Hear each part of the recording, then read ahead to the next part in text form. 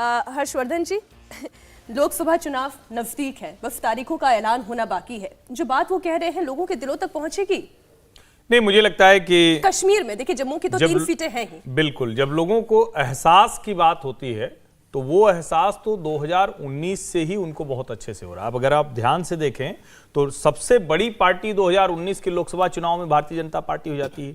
3 सीटें वो जम्मू की जीतते हैं, लेकिन अप्रत्याशित तौर पर जम्मू कश्मीर से इतर जो कश्मीर है, मतलब जम्मू का हिस्सा छोड़ दें, कश्मीर जो घाटी का हिस्सा है, वहां भी उनको वोट मिलते हैं। और अभी उसके बाद जो कहें कि अब तक जो एक पैमाना होता है कि लोकतांत्रिक तरीके का पैमाना, तो एक डीडीसी के चुनाव हुए थे, डिस्ट्रिक्ट डेवलपमेंट काउंसिल, वहां श्रीनगर में उनके प्रत्याशी जीत जाते हैं। अभी पीडीपी की एक युवा मुस्लिम नेता वो उनके साथ आई और उसने यही कहा कि जिस तरह से पूरे जम्मू कश्मीर में एक जो राजनीतिक वातावरण वो बदला है, क्योंकि जमीन पर चीजें बदल गई। और आप सोचिए, पहले प्रधानमंत्री क्या कोई भी नेता जाता था तो घाटी में क्या होता था, भैया बंद बुला दो, 4 लोग धरना प्रदर्शन करेंगे, एक तरफ कहीं बैरिकेड लग जाएगा, कहीं प्रधानमंत्री का या मुख्यमंत्री का या किसी का कार्यक्रम होगा तो बस उसी इलाके में रहेगा। आज जिस तरह से ये तस्वीरें दिख रही हैं, जिस तरह से महिलाएं कतार लगाकर खड़ी हुई हैं, यह दिखा रहा है कि प्रधानमंत्री नरेंद्र मोदी के काम, और शायद उस काम के जरिए ही उनकी बात जम्मू कश्मीर के लोगों के दिल तक पहुंच रही है। और शायद यही वजह है कि जो वहां की स्थापित पार्टियां हैं, वहां के स्थापित परिवार हैं, उनसे लोग निकल निकल कर भारतीय जनता पार्टी की तरफ आ रहे हैं। अब ये बहुत दिनों तक चला ना कि भाई भाजपा तो आपकी मुसलमानों की दुश्मन है, और सबसे जो बड़ी बात है कि इसमें जो लोग हैं, अब वहां के लोग नेता दिखते हैं, नौजवान दिखता है, कारोबारी दिखता है, महिला दिखती है, लेकिन आतंकवादी नजर नहीं आता है। अलगाववादियों के ठिकाने ध्वस्त हो गए, तो बात तो पहुंचेगी ना, मध्यस्थ खत्म हो गए। 2-3 बातें जो अभी आपने हर्षवर्धन जी कही कि कश्मीर के भी लोग उनसे कैसे जुड़ रहे हैं, जिसका जिक्र खुद प्रधानमंत्री मोदी कर रहे थे। उन्होंने कहा था कि 285 ब्लॉक से 1 लाख से ज्यादा लोग अगर आज उन्हें सुनने के लिए आए हैं, तो ये एक बड़ा परिवर्तन है जो कश्मीर में हो रहा है। और थोड़ी देर पहले राहुल जी जिस तरफ आप भी इशारा कर रहे थे, एक बहुत बड़ा चेंज जो दिखाई दे रहा है कि प्रधानमंत्री मोदी जब मंच पर खड़े हुए थे, कोई बुलेट प्रूफ शील्ड उनके सामने नहीं थी। ये एक बहुत बड़ी मैसेजिंग है। देखिए, मैंने बहुत सारी रैलीज देखी हैं। किश्तवाड़ में मनमोहन सिंह गए थे, या फिर उससे पहले अटल बिहारी वाजपेयी जब कश्मीर में रैली कर रहे थे, तो बड़ा मुश्किल माहौल होता था वहाँ पर। बाकायदा आपको बुलेट प्रूफ ग्लासेस लगाने पड़ते थे, क्योंकि ये अंदेशा होता था कि स्नाइपर कोई ना बैठा हुआ हो, वहाँ से कोई फायरिंग ना हो। तो ये बड़ी जो डर का माहौल था वहाँ पे, वो बदल गया है। और ये जो माहौल बदला है, इसका अनुभव तो वहाँ की जनता भी कर रही होगी। और ये जब देखिए, होता क्या था कि वहाँ पर बहुत ज़्यादा इकोनॉमी जो जम्मू कश्मीर की है वो टूरिज़्म पे आधारित है, और ख़ास तौर से कश्मीर वैली की बहुत ज़्यादा जो, और श्रीनगर की तो बहुत ही ज़्यादा जो है वो टूरिज़्म पे आधारित है। और जब वहाँ पे टूरिस्ट नहीं जाते थे, वहाँ पे बम धमाके हो जाते थे, टेररिस्ट अटैक हो जाते थे, और लोग जाना बंद कर देते थे, तो पूरा का पूरा शिकारा का बिज़नेस, पूरा का पूरा जो वहाँ पे जो हैंडीक्राफ्ट का बिज़नेस है, जो वहाँ पे बाकी सब चीज़ें हैं, वो सारी बंद हो जाती थी। और वहाँ पे इतनी मुश्किलें इन लोगों को पैदा होती थी कि वो अपना जो उनकी रोज़ी रोटी है वही कमाना मुश्किल हो जाता था। वहाँ पे बहुत ज़्यादा जो होटल्स का बिज़नेस है वो बंद, सारा ठप हो जाता था। तो ये एक अनुभव वहाँ की जनता को भी हो रहा है, और यही कारण है कि वहाँ की जनता जुड़ रही है। अगर आप देखें तो बीजेपी के साथ जुड़ रही है, या फिर प्रधानमंत्री नरेंद्र मोदी के साथ जुड़ रही है। एक समीर जी, जो उन्होंने परिवारवादियों पर निशाना साधा प्रधानमंत्री मोदी ने, उन्होंने बाकायदा जम्मू कश्मीर बैंक का जिक्र करते हुए कहा कि कैसे परिवारवादियों की वजह से बैंकिंग सेक्टर की कमर टूट गई, और आज की स्थिति में ये मुनाफे में है। परिवारवादियों पर निशाना साधना अलग बात है, लेकिन क्या कश्मीर के दिल से भी, कश्मीरियों के दिल से भी ये परिवारवादी पॉलिटिक्स निकल गई है? देखिए, प्रधानमंत्री मोदी ने आज कहा कि जम्मू कश्मीर अब डर से आजाद हो रहा है, भय मुक्त वातावरण में यहाँ की जनता अब सांस ले रही है। मुझे लग रहा है कि, लेकिन कुछ लोग ऐसे हैं जिन्हें आज डर लग रहा होगा प्रधानमंत्री मोदी की रैली देखकर, वहां पर लोगों की उपस्थिति देखकर, और जिस तरीके से प्रधानमंत्री मोदी ने जो विकास कार्य जम्मू कश्मीर के अंदर करे हैं उसका जिक्र प्रधानमंत्री मोदी ने किया।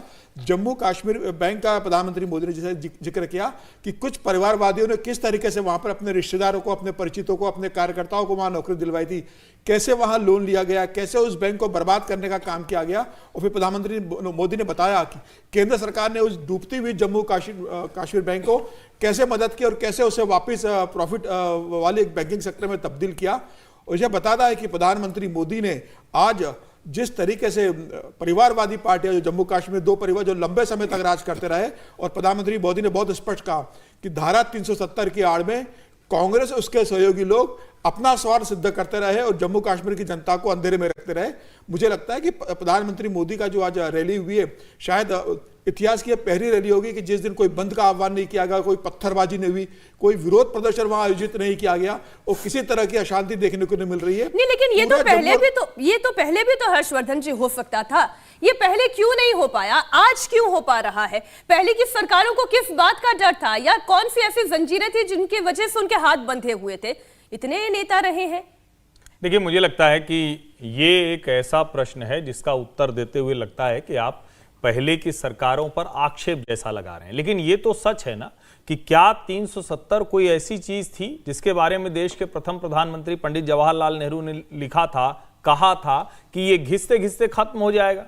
घिसते घिसते इतने साल लग गए कि नरेंद्र मोदी को सत्ता में आना पड़ा पूर्ण बहुमत से, अमित शाह जैसा गृहमंत्री होता है तो जाके वो काम हो पाता है। तो मुझे लगता है कि ये इच्छा शक्ति से जुड़ा मसला, ये एक आवरण बनाकर किसी को पेटी कॉन्ट्रैक्टरशिप दे देना कि चलो ठीक है, तुम जम्मू कश्मीर का मसला है तो केंद्र की जो सरकार है उनके नेताओं को कोई चिंता नहीं होगी। और सचमुच मुझे लगता है कि जवाहरलाल नेहरू जी से लेकर अभी तक बीच बीच में सरकारों ने कोशिश की, ऐसा नहीं है कि किसी सरकार ने कोशिश नहीं की, लेकिन उनके मन में कहीं ना कहीं यह डर था कि ऐसा कुछ हम करेंगे तो वहां से रिवोल्ट हो जाएगा। वो अब्दुल्ला या मुफ्ती परिवार होगा, वो जो कहेगा उसके हिसाब से चलेगा। अब ये लोकतंत्र की बुनियाद पर हमला था। क्या किसी राज्य का भविष्य, किसी राज्य के लोगों का भविष्य, वहां के नागरिकों का भविष्य एक दो परिवार तय कर सकते? क्या नहीं करने देना चाहिए था। लेकिन उनको लगा कि चलो ठीक है, हमारी दूसरी राजनीति है, उस राजनीति की वजह से हमें सपोर्ट हो। और अगर ध्यान से देखिए, कांग्रेस ने यह गलती सिर्फ जम्मू कश्मीर में नहीं की है, आप तमिलनाडु देखिए। मैं बार बार कहता हूं 1967 के बाद तमिलनाडु से गायब होती चली गई क्योंकि उन्होंने हेड ऑन लेना बंद कर दिया। बाद में डीएमके के पीछे पीछे खड़े हैं। भारतीय जनता पार्टी जिस जगह जाती है वहां अपनी जो पहचान है, जो एक नेशनल नैरेटिव की बात है, नेशनल ऑल्टरनेटिव की बात, उसको लेके जाती है।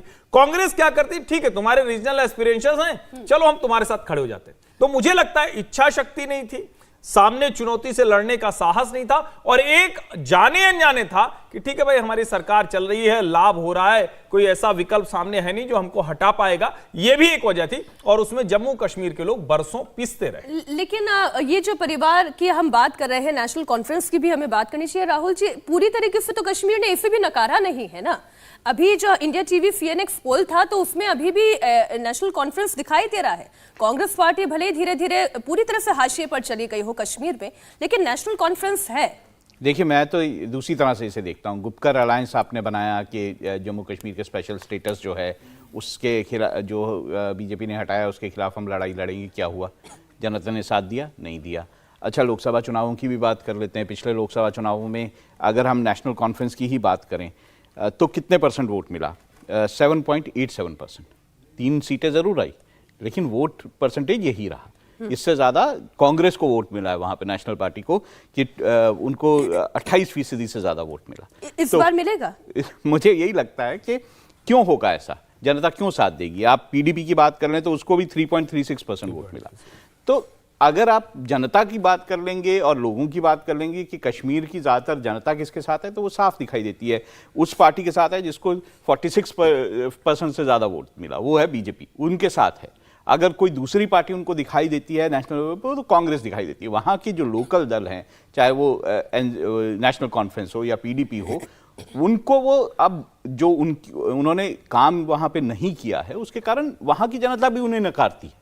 अब उनके पास पहले एक ऑल्टरनेटिव दिखाई नहीं देता था, आज उनको ऑल्टरनेटिव दिखाई दे रहा है। ऐसे में अगर बीजेपी एक ऐसा ऑल्टरनेटिव है जिसने वहां के माहौल को इतने सालों बाद बदल के दिखाया है, तो क्यों वहां की जनता जो है बीजेपी का साथ नहीं देगी? मैं तो सीटों की बात कर लेती हूँ ना समीर जी। 3 सीटें जम्मू की बीजेपी के पास। अब कश्मीर की बात करें, कश्मीर में बीजेपी क्या इसे सीट में कन्वर्ट कर पाएगी? देखिए, रैली में लाखों लोगों का जुट जाना, अपने आप आकर मोदी के पीछे खड़े हो जाना और फिर उसी का वोट में भी तब्दील हो जाना, दोनों अलग बातें हैं। देखिए, जम्मू एंड कश्मीर की अगर बात करोगे तो जम्मू की दो सीटें अब हो चुकी है, जिसके अंदर भारतीय जनता पार्टी ने अपने उम्मीदवार भी घोषित कर दिए। अब लद्दाख अलग केंद्र शासित प्रदेश बन गया तो वहाँ की एक लोकसभा सीट आती है। अगर आप कश्मीर की बात करोगे तो 3 लोकसभा सीटें वहाँ से आती है। बारामूला आती है, अनंतनाग वहाँ से आती है, और श्रीनगर सीट आती है। तो ये तीनों सीटें फिलहाल अभी फारूक अब्दुल्ला की पार्टी नेशनल कॉन्फ्रेंस के पास है, और भारतीय राष्ट्रीय कांग्रेस का उसके साथ गठबंधन हो चुका है वहाँ पे। लेकिन मुझे ऐसा लग रहा है कि अब जो 2019 के बाद प्रधानमंत्री मोदी ने वहाँ जिस तरीके से विशेष ध्यान दिया है, केंद्र सरकार ने विकास की योजनाएं वहाँ लागू करी है, उससे जम्मू में नहीं कश्मीर के गांव-गांव तक जिस तरीके से योजनाएं केंद्र की पहुंची है, युवाओं को रोजगार मिला है, रोजगार करने के लिए वहाँ से लोन उन लोगों को मिला है। तो मुझे लग रहा है कि इस बार कश्मीर की जो 3 सीटें वहां पर भी भारतीय जनता पार्टी एक प्रमुख पार्टी के रूप में उभरेगी। हालांकि सीटें कितने कन्वर्ट होगी ये नहीं कह सकता, लेकिन मुझे ऐसा लग रहा है कि इस बार एक सीट वहां से भारतीय जनता पार्टी, एक सीट जो अनंतपुर की जो सीट है, अच्छा। अनंतपुर की सीट है, वो अनंतनाग की जो सीट है वो भारतीय जनता पार्टी इस बार जीतने की स्थिति में मुझे ऐसा लग रहा है कि वो जीत सकते हो, कि वो पहाड़ी एरिया और वहां पर काफी भारतीय जनता पार्टी का एक प्रभाव बढ़ा है। और कहा जा रहा है कि जो प्रदेश के अध्यक्ष है भारतीय जनता पार्टी के वहां से रविंद्र राणा, वो वहां से चुनाव लड़ सकते हैं। तो मुझे लग रहा है कि अनंतनाग में इस बार उलटफेर हो सकता है, और भले ही भारतीय जनता पार्टी बाकी 2 सीटें नहीं जीते, लेकिन भारतीय जनता पार्टी का वोट बैंक जरूर बढ़ेगा, लोगों में लोकप्रियता बढ़ रही है। और आने वाले दिनों में आप देखेंगे कि जम्मू कश्मीर की 5 सीटें और लद्दाख की 5 सीटें, पूरी 6 सीटें उस रीजन की भारतीय जनता पार्टी आने वाले दिनों में जीत सकती है। हर्षवर्धन जी, नहीं, देखिए, इसको थोड़ा दूसरी तरह से देखना चाहिए। अभी वहां घाटी की 3 सीटों में कोई चुनाव जीत लेगी, ये थोड़ा दूर की कौड़ी है। लेकिन उसको दूसरी तरह से देखें तो ये कैसे संभव हो सकता है या क्या संभावनाएं हैं उस पर बात करें।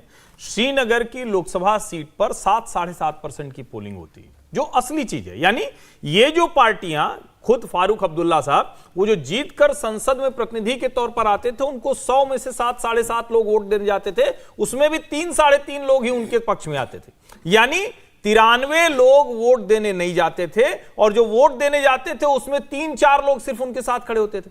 भारतीय जनता पार्टी की कोशिश है कि उसमें एक बड़े वर्ग पर भरोसा वो कायम कर पाए, उनको अपने साथ वो खड़ा कर पाए। जब विकल्प के तौर पर वहां भारतीय जनता पार्टी देखेगी, और देखिए बहुत कम लोग जानते हैं, कश्मीर घाटी में राष्ट्रीय स्वयंसेवक संघ के ढेर सारे प्रकल्प चल रहे हैं, ढेर सारे विद्यालय चल रहे हैं। और जिस तरह की वहां चीजें होती थी, जैसे एक चीज में गया तो मुझे ये जब 370 हटने के बाद तो बड़ा आश्चर्यजनक पता चला कि इसका धंधा कैसे चलता था। पत्थरबाज लड़के, वो 500 रुपए वाली कहानी तो खूब आती है। जो टीचर होते थे, वो टीचर कहते थे कि भैया कौन पहाड़ में ऊपर पढ़ाने जाएगा, नौकरी उनकी लगी हुई है, सरकारी नौकरी है, सब पीडीपी के कैडर हैं, बहुतायत पीडीपी के कैडर हैं। अब उन्होंने क्या किया, कहते चलो कुछ नहीं तो आज चलो हड़ताल करा दो, बंद करा दो। अलगाववादी आतंकवादी संगठनों को उससे लाभ होता था, और वहां लोगों को लगता था कि पूरा कश्मीर वो मुसलमान हो गया, इस वजह से देश के खिलाफ खड़ा है। अब धीरे धीरे जब उस पर, जिसको हम कहते हैं ना, शिकंजा कसना शुरू हुआ, करीब करीब 3 दर्जन ऐसे लोगों को चिन्हित करके सरकारी विभागों से बाहर निकाला गया, उनके खिलाफ मामले चलाए गए, तो लगभग अब वो मामला पूरी तरह से खत्म हो गया। यानी जो जिसको दिखाया जाता था कि भारत के खिलाफ लोग खड़े हैं, अब वो वाला वर्ग खत्म है। और मुझे लगता है यहीं से भारतीय जनता पार्टी की उम्मीद खड़ी होती है, यहीं से वो रास्ता जाता है जिसको नरेंद्र मोदी कह रहे हैं कि मैं आपके लिए कोई कसर नहीं छोड़ूंगा, मेरे ऊपर ये विश्वास बनाए रखिएगा। वो विश्वास परिणाम में परिवर्तित हो सकता है, कब होगा वो थोड़ा सा देखने की बात। मोदी की गारंटी पूरी होने की गारंटी। देखिए, अभी अनंतनाग की बात हुई थी, पहले मैं ये बात करूंगा। अनंतनाग 9% पिछली बार जो है वोट पड़ा था, सिर्फ 9%। और ये इसका कारण है, वहाँ पे त्राल जैसी जगहें हैं, वहाँ सोपियान जैसी जगहें हैं, वहाँ पर अनंतनाग की जगहें हैं, कुलगाम है, ये सारे हॉट बेल्ट रहे हैं टेररिज्म के, और सबसे ज़्यादा टेररिज्म की घटनाएं वहाँ पे होती रही हैं। तो ऐसे में अगर अनंतनाग बदल जाएगा तो यानी कश्मीर बदल गया है, तो उस हिसाब से। लेकिन मोदी जी, प्रधानमंत्री मोदी ने जो गारंटी दी है, उन्होंने उस पर काम भी किया है, वो प्रूव भी कर चुके हैं कि मैं। देखिए राहुल जी,